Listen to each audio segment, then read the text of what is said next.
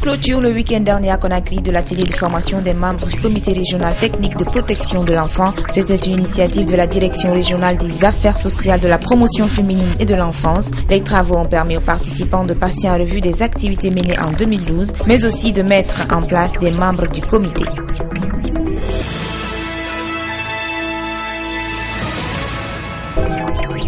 Dynamique de la lutte contre la corruption en Guinée, le rôle des parlementaires, tel est le thème retenu cette année par l'Agence nationale de lutte contre la corruption. Ce thème a été largement épluché à la faveur d'un point de presse organisé à l'occasion de la Journée mondiale de lutte contre la corruption. Il faut dire que la Guinée a été classée cette année par Transparency International 154e sur 174 pays jugés à leur niveau de corruption.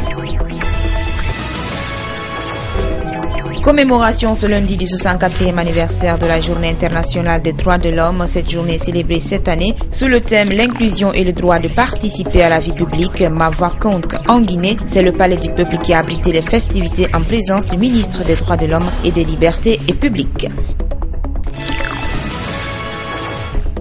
La famille judiciaire guinéenne est en deuil. Le greffier de la cour d'appel de Conakry est décédé ce lundi à l'ouverture des assises. Saïdou Silla a piqué une crise au cours de l'audience alors qu'il faisait lecture de l'arrêt de renvoi du premier dossier. Le temps de le transporter vers un centre hospitalier, il a rendu l'âme en cours de route.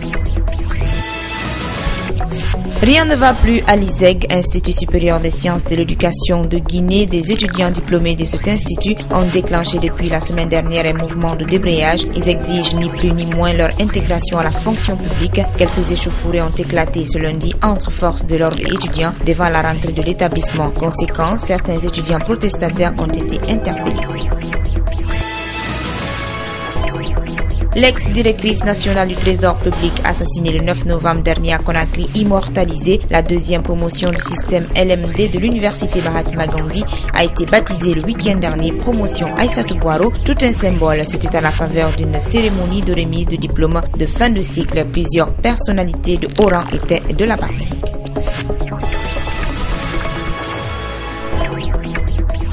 La cérémonie d'ouverture de 9e conférence scientifique de la FESPA au Conakry 2012, entente des fédérations des étudiants en sciences pharmaceutiques de l'Afrique de l'Ouest, a eu lieu ce lundi dans la salle des fêtes de l'université Gamal Abdel Nasser de Conakry, organisée par le CESFAM, scientifique stomatopharmacie médecine. L'ouverture des travaux de cette rencontre a été présidée par la première dame de la République.